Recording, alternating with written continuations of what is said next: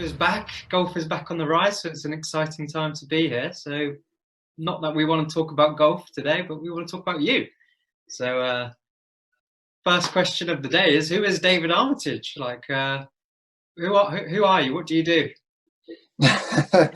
Well, it's been golf's a big passion of mine, and it's I guess who I am. I guess golf has become more of a lifestyle for me more than a job, and I think that's the same for most golf professionals who love the game, and that's why we play. I know you love the game as well, but yeah, I used to play rugby a lot, as you did, and then got into golf and absolutely addicted by it and wanted to play the game for a living. Realized that was a little tough for me, so I went into teaching and golf management, and just sort of worked really hard on the educational side for the PGAs, both in the UK and the US, and then sort of really felt that teaching was where my biggest passion was, and did all the studying and visited some of the best pros in the world and watched them teach, and tried to sort of, learn as much as I could in as short a time, so that, I could get out on that lesson tee and help people get better at the game. And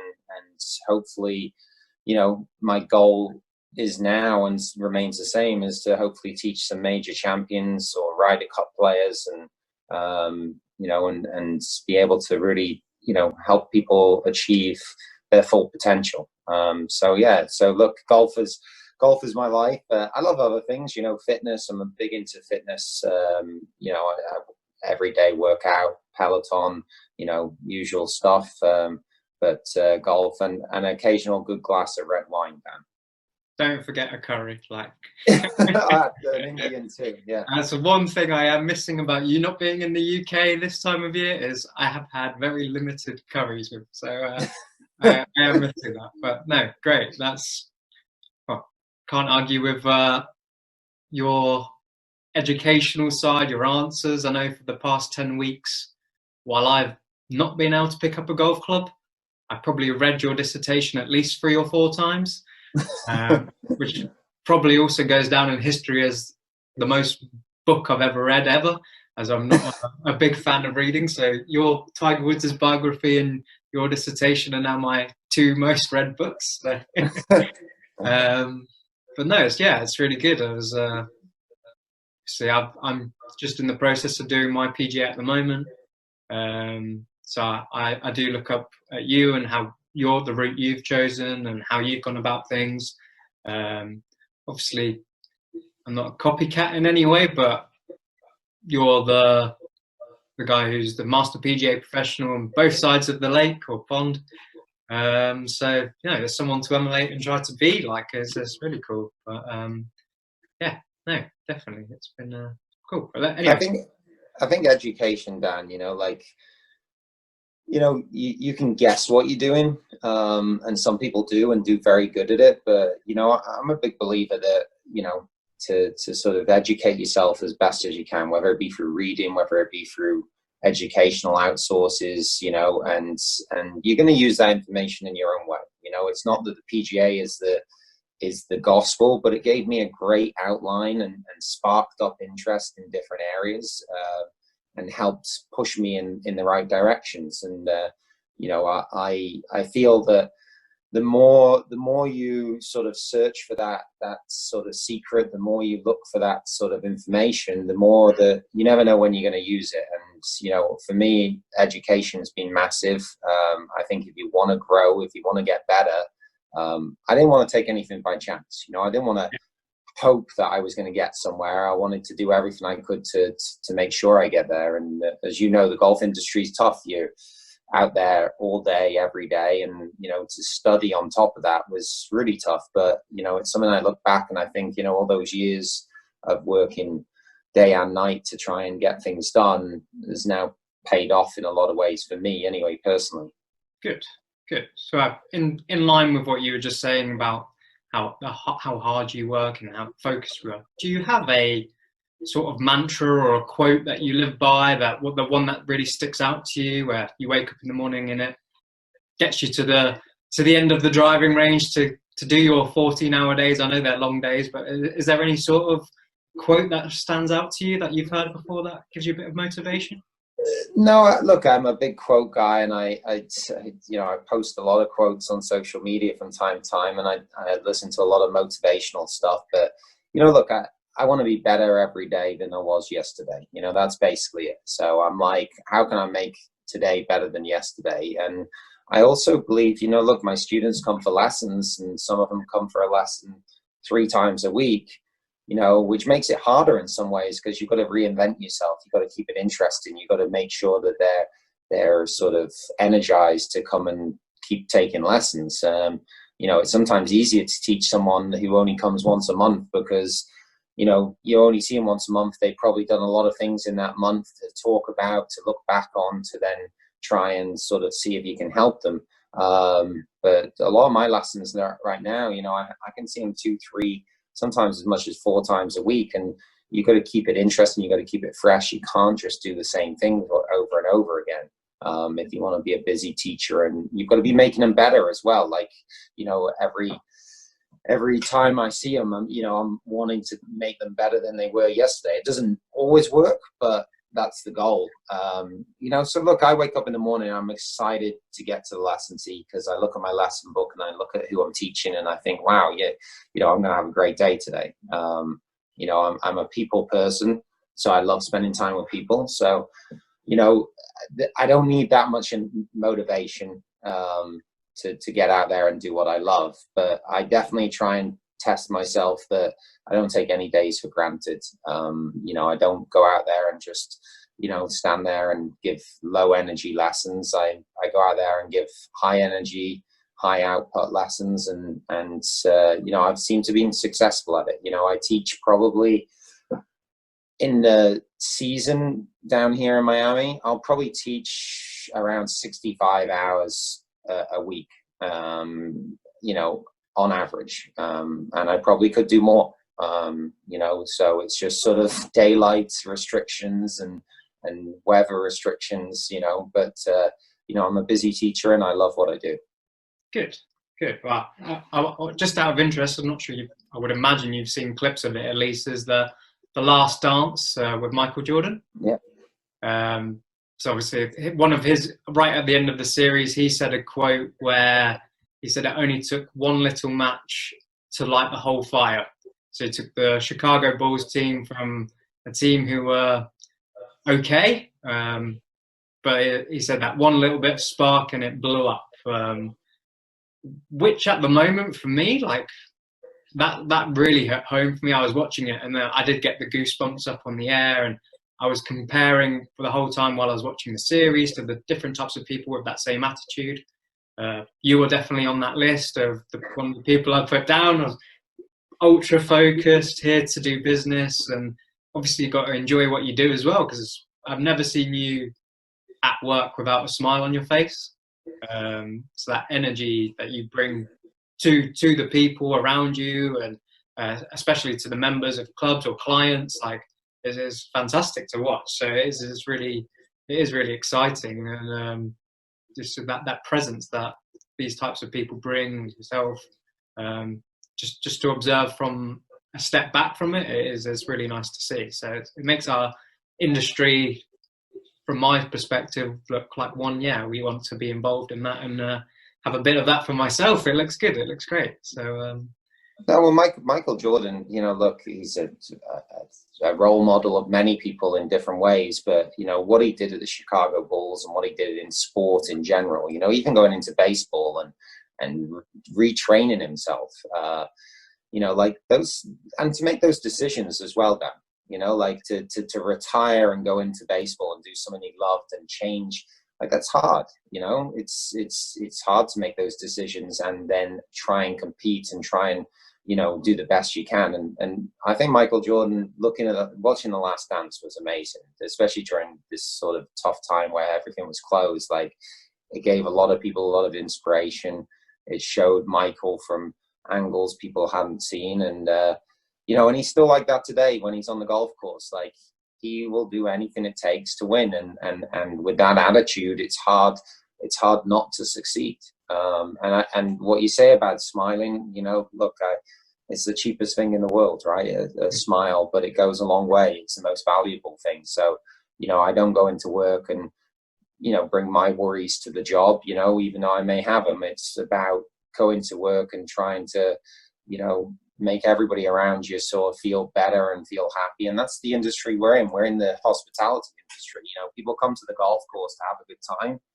So I've got to enhance that. I don't want to screw it up for them. I want them to arrive and feel like they're in a great place and they're going to have a great time. And it's whether it's their time away from business, whether it's their time with clients, whether it's their time with family, however they're using the golf club, it's important to try and make it as fun and energetic environment as I can.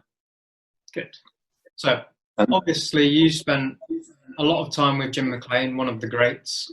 How did he influence what your attitude is towards golf now? Is there any one particular aspect that you learned from him that you take into your everyday life and your approach to your lessons or coaching style?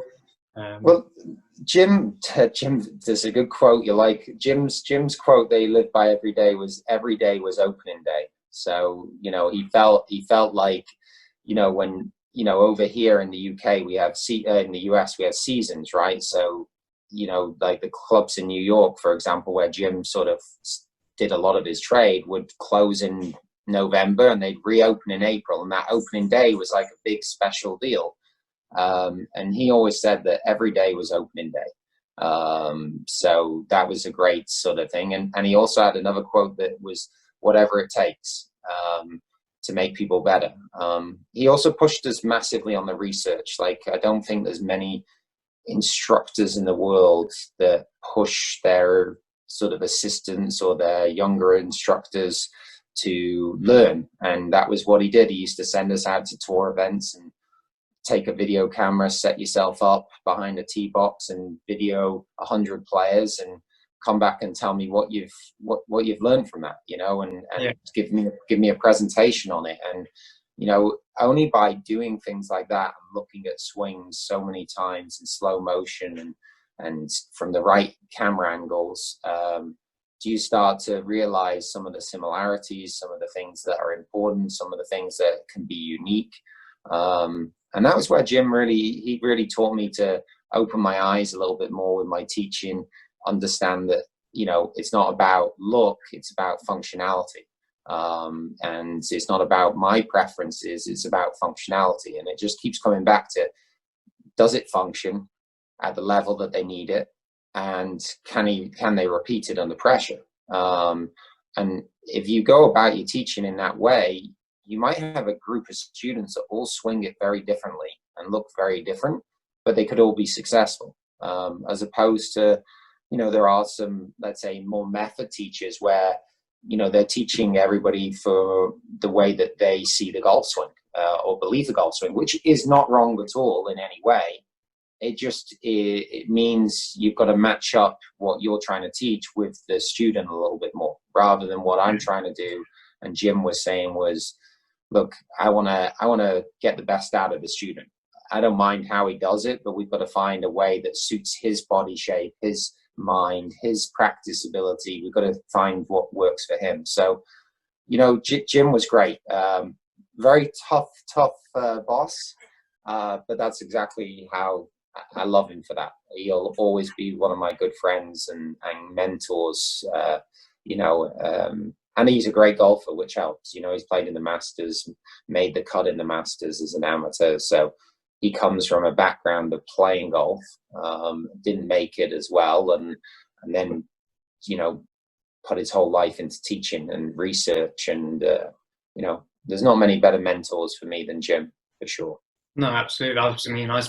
You helped me to spend a whole day with him, shadowing him for the day, just observing him coaching.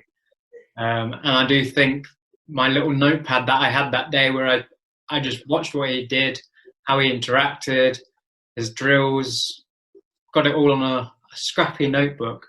It's my most valued book, that is. That one's going to be laminated if and never get treasured away. That was a great. It's the simplicity as well, Dan. You know, he's not an over teacher. You know, and a lot of people, and that me included, when I was a young teacher, you know, my students used to leave me like blown up by all the information, and there's very little chance of them getting better because everything's diluted because there's too much. So if you can keep it more concise, if you can keep it simple, you can get better results. And that's the key, is how can you make someone better in the most innovative way, you know, without sort of, you know, look, there are times when you've got to do more work, but, you know, when you're working with tour players and that, but for the most point, you're trying to find the easiest way to make people better and enjoy the game more.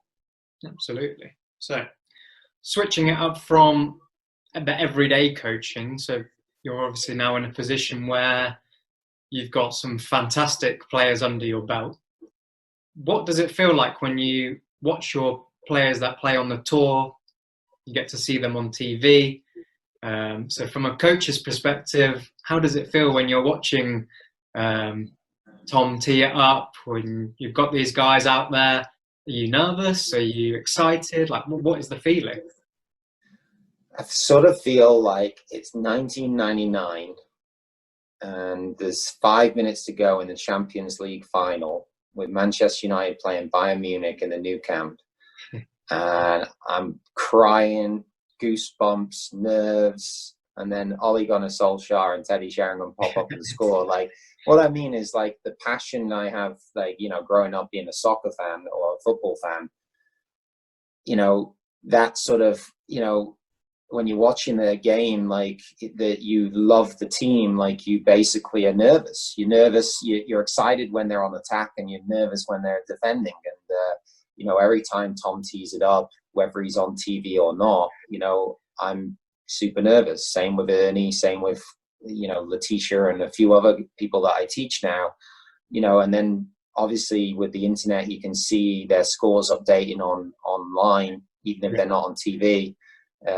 We call it refresh roulette, where basically I sit on the keyboard and I press refresh, and I'm trying to figure out, and then I'm giving lessons and I've got it maybe in the corner of my screen, their score popping up, just because it's just part of my life, you know.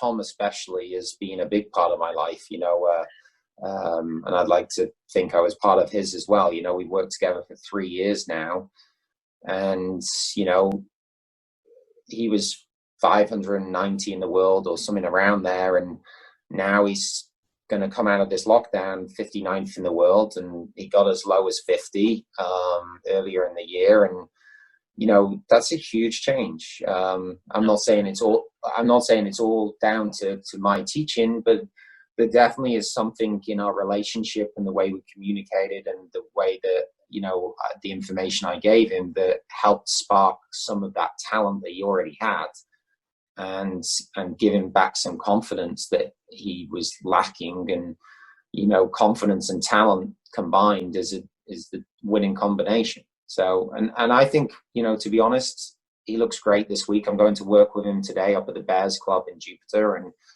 he's looking fantastic. And, you know, if he can keep in the mindset that he's in right now, you know, Colonial next week, he's got a chance. But I'm going to be nervous all week. I'm nervous from the moment he gets there, because I'm nervous to hear how he found the course, how his practice rounds go, you know, what his tee times are, you know, all those things, who he's playing with. You know, these are all things that sometimes can affect the mindset. And, you know, it's very different, you know, working with someone on a range, on a course they're comfortable on.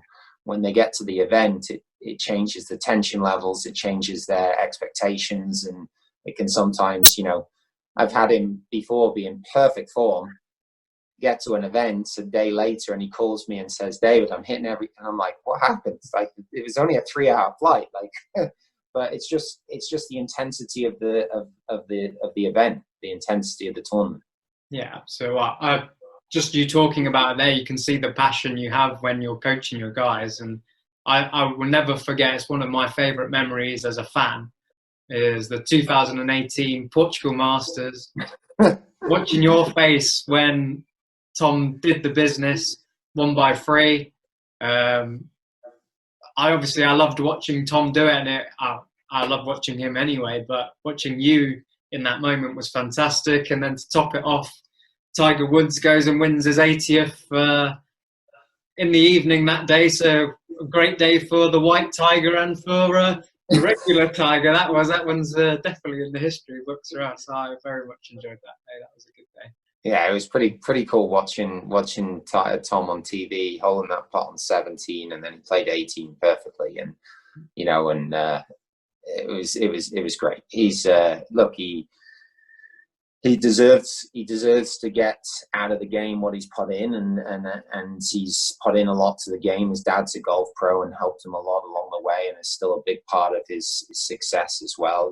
Keeps him on his toes with his fundamentals, and he's always he's got all the history of how Tom's grown up and how Tom's played, and knows a lot more than I do about Tom Lewis. So we've got a great team around him, and we're all about sort of working together to try and push him in the direction. And his goals are Ryder Cup, his goals are top 10 in the world, and and I fully believe that he can do that. And and I've got to keep doing my job and working hard to try and unlock little parts of his game to help him get to that level.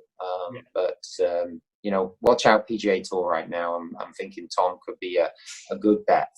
Absolutely. I couldn't agree more. I think his swing is and his attitude is one of the best out there. So we're rooting for him back here, that's for sure. So anyway, this is my last question for you before we go to a couple of guest questions. So anyone that's looking to get into the golf industry, if you were to have one piece of advice, what would it be? Look, the golf industry, as I said earlier, is a little bit like a roundabout in the UK, where there's lots of different exits. And look, you could be a player, you could be a teacher, you could go into golf management, you can go into merchandise, and you can go into tournaments, you can go into rules. Like there's so many different facets of golf, the golf industry, that you can get into. The business side of it. What I would do as a young pro is I'd really, work hard at your PGA, work hard at your education, try and do some extra certifications and stuff. And you're doing them to help give you more information, but also just to help try and spark off what is it you actually like out of the golf industry. Because as I said, it is like a lifestyle. It does take a lot of time. So if you're going to spend a lot of time doing something, then you better be in the right sort of part of it. And my biggest pet peeve in the golf industry is those golf pros that don't like playing golf anymore and don't like talking about golf anymore, and yeah. I never wanted to be that golf pro. I wanted to, I'm the golf pro that loves getting my clubs out and going and playing. Even if I'm struggling with a game, at the time, I'll still get out there and go play. And, and I love listening to people talk about their rounds of golf, like when they leave their golf shoes on, like I'm there for them, so it's just all about putting your heart into what makes you happy and what's going to sort of, you want to spend the rest of your life doing, really. And look, from a money point of view, there's loads of opportunities out there. I don't know any good golf professionals that haven't been successful, is what I always say. So if you want to be a good golf professional, you've got to put a little bit of work into the education and the research, and going and seeing good pros and watching them teach or watching them do things and creating a network and work hard, and you're going to be great. And there's lots of opportunities out there. But if you think it's going to come to you, then you're leaving it to luck or guessing, and that's what I don't like doing. I like to try and make sure that I put everything I can into my corner. So I'm going to work as hard as I can to try and force me to get to where I want to get. I'm not going to wait and hope it happens. So I would just say a combination of education, passion, making sure you're doing something you love, is a combination that's sort of been successful for me.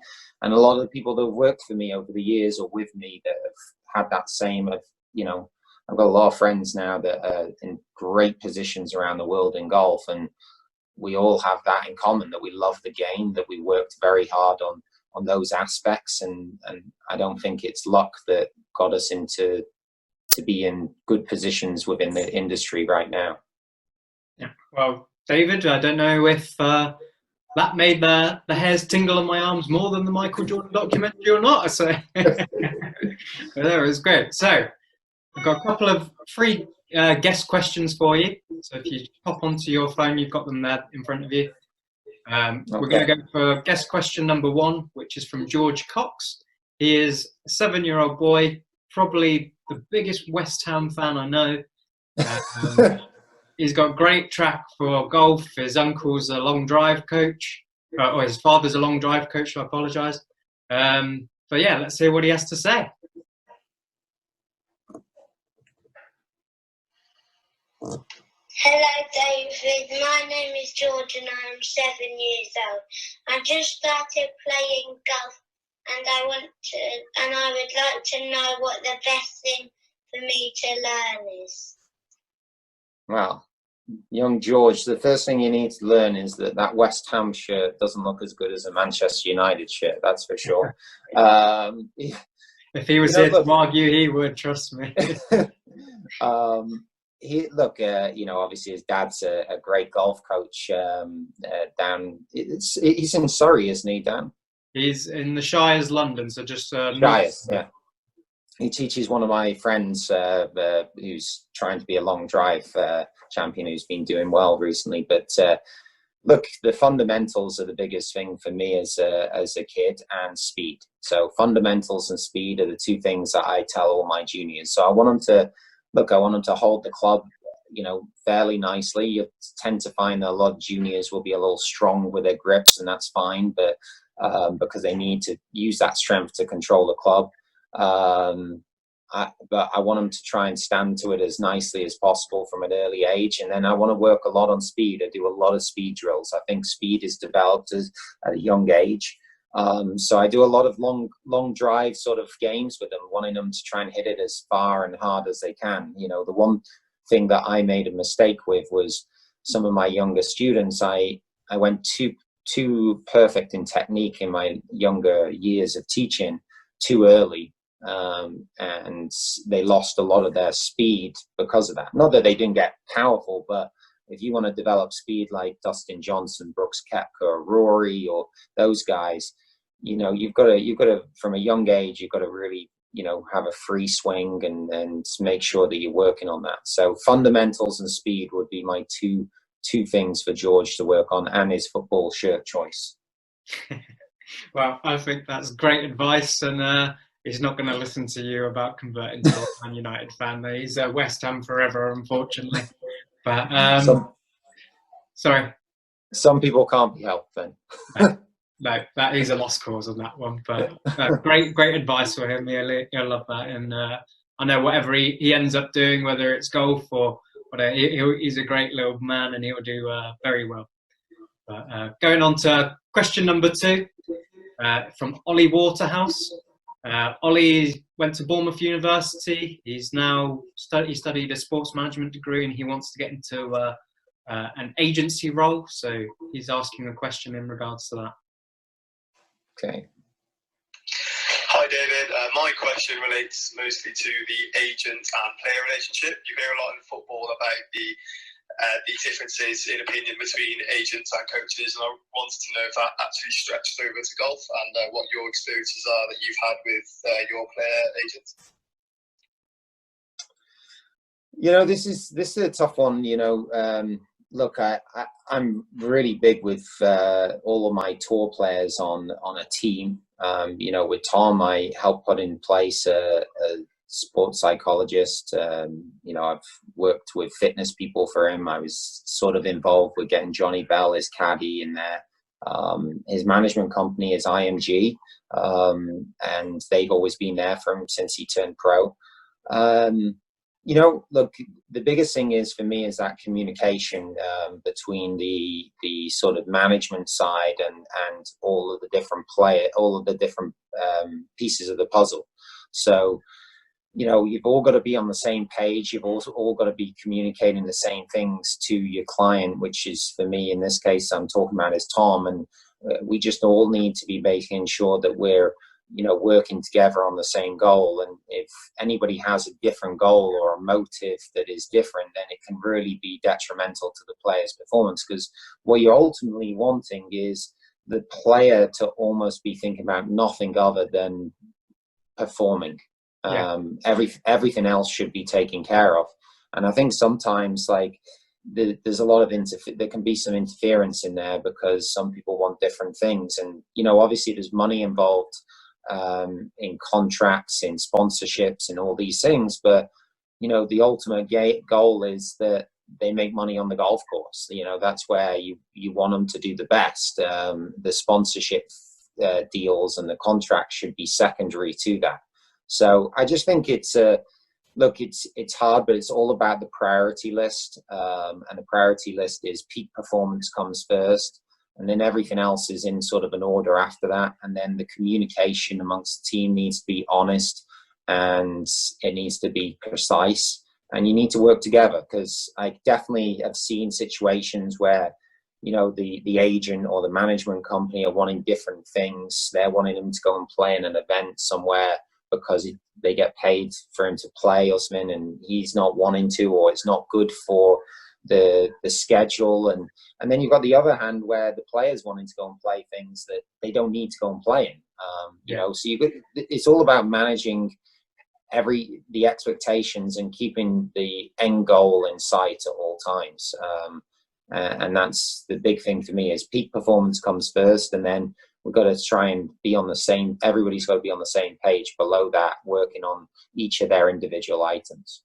Yeah. So, but it's definitely a great question. And I definitely, management is something that I'm very interested in, having been involved with players' careers and scheduling and stuff. It's something that, I really enjoy, that aspect of the game. And that's just another avenue if people, they're listening, that want to go down, that's something I didn't mention, but player management is definitely a fun, exciting journey that you can have if you can sort of manage some great players and help them, take them forward in their careers.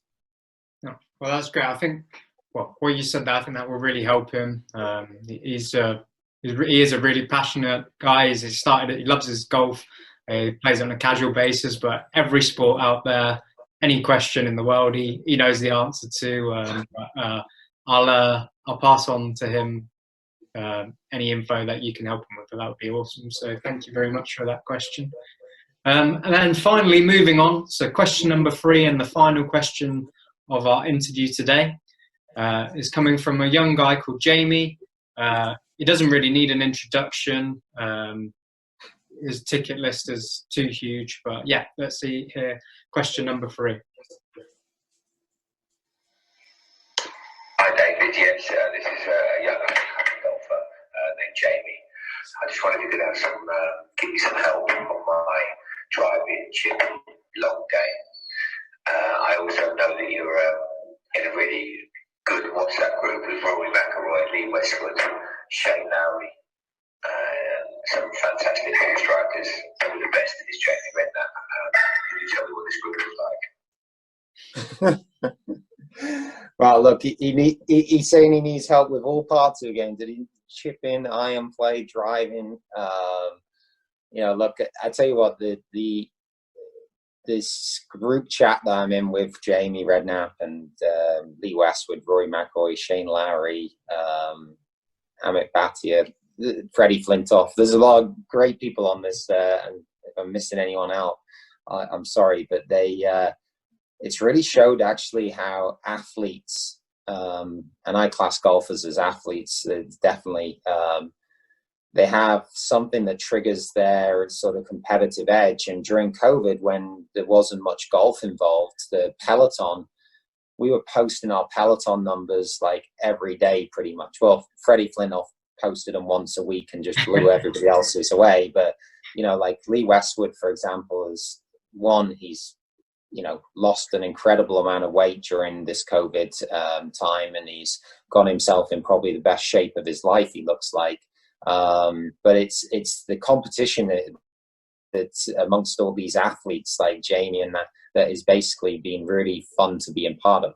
And that's one of the biggest reasons for success is, athletes don't only have talent, but they have that competitive edge. And we saw that with Michael Jordan. Like, it didn't take much, like you said, it took a match to light a fire. It didn't take much to spark something off. Someone walking past him at dinner and not saying hello was enough to put him 50 points up on the board. Like, it doesn't need a lot of motivation when you're a great athlete. And, this group chat that we're in has been sort of like that. It's been sort of, we post up Peloton numbers, and then, I wake up because I'm in the US and I see someone's numbers from the UK, and I'm like, I didn't even want to ride that day, and I jump on the bike and I'm after it. And see, so that's been fun. As far as his golf Who's posting game, the best numbers? What's that? Who's posting the best numbers? Freddie Flintoff is an absolute machine. Look, credit to Rory and Lee Westwood, who both doing fantastic. I think Lee's put in, the most improved by far. But Freddie Flintoff's numbers are just killer numbers, like unbelievable. Like he literally, there was one he posted that I remember where he was like second out of like 10,000 people or something on the like, that's just like insane output, insane strength, insane stamina. But look, he's Freddie Flintoff. He's one of the best cricketers, and he has that edge, and he's an athlete, and he posts his numbers are the best. I'm sorry, Rory and Lee, but his numbers are definitely the best. There you go. Well, and Jamie needs to work on his Peloton game and his golf game, by the way, just to let you know. That's my advice for Jamie Redknapp. No, he doesn't do too bad. I think he got a fair few points the other day, so he's doing all right. He would beat me under the table at the moment, that's for sure. But anyway, David, that was fantastic. Thank you for coming on board and helping out Golf Unmasked with the first interview. Been a real gent as always, and I wish you the best of luck for the rest of the season when it gets back up and running. So thank you very much. Absolutely, Dan. Anything you need, let me know. And anybody wants to ask any questions, just send them my way. That's awesome. Thank you very much, David. Have a good day.